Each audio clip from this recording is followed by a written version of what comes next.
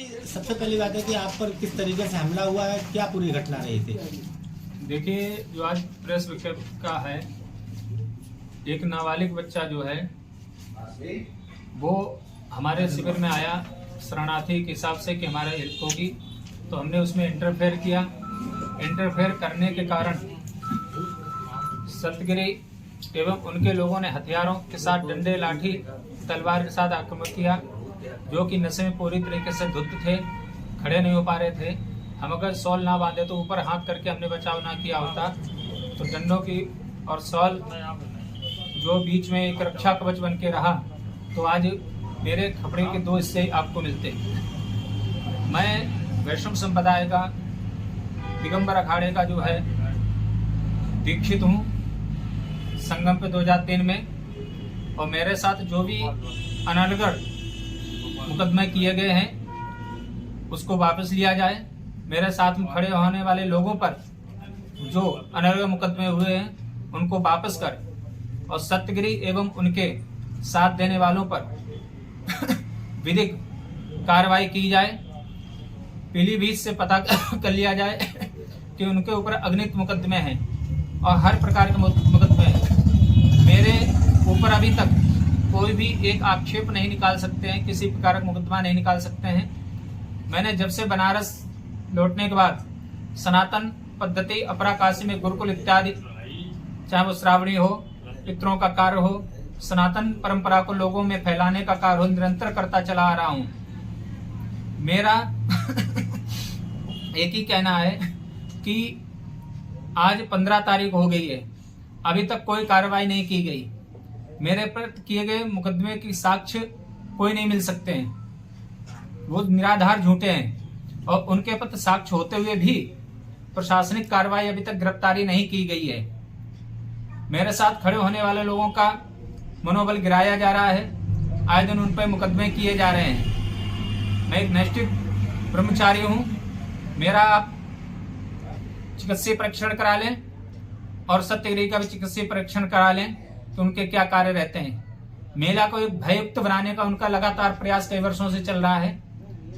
मेरे से होने से पहले उन्होंने एक डंडी को मारा, पार्किंग में लोगों को मारा, मेरे साथ हुई। उसी के रात को उन्होंने ठिलिया वालों को बांध के मारा। आप बताइए, प्रशासन के होते हुए, पुलिस के होते हुए सभी लोग कानून अगर जो हाथ में ले लेंगे तो आम जनमानस कैसे रहेगा? वो तो भययुक्त रहेगा। मेले में किसी से जो लोग जुड़े हुए हैं आप पता कर सकते हैं कि वो जो है कितना भययुक्त रहते हैं। इनके नाम से इनके कोई भी अनुयायी निकल जाए तो कोई ढीला खड़ी न हो, किसी का हाथ पैर न छू जाए, अन्यथा हाथ पैर मारने में तत्काल उतारू हो जाते हैं।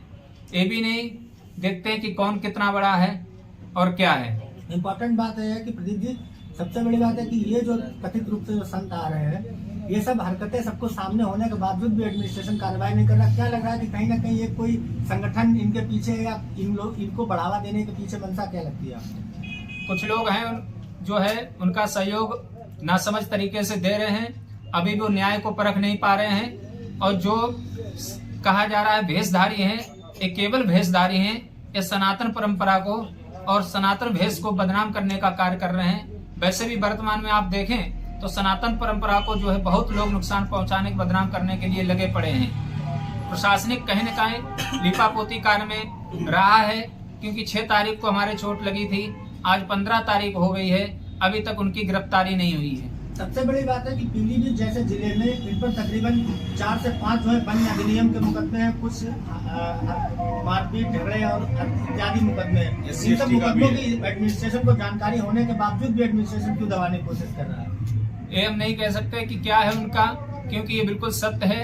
SC ST मुकदमे हैं, वन्य जीवन से हैं, वन्य विभाग के हैं, आम लोगों को मारने काटने के हैं, जगह कब्जे करने को लेके हैं। ऐसे कई इनके पे मुकदमे पीलीभीत जो है न्यायालय में दर्ज हैं। सबसे बड़ी बात है कि अब आप क्या कार्रवाई चाहते हैं एडमिनिस्ट्रेशन से? जैसा कि एडमिनिस्ट्रेशन अभी तक आपने जो मुकदमा दर्ज कराया उन लोगों के खिलाफ कोई कार्रवाई नहीं हुई है, अब आप क्या मांग करते हैं? हम एक ही मांग करते हैं।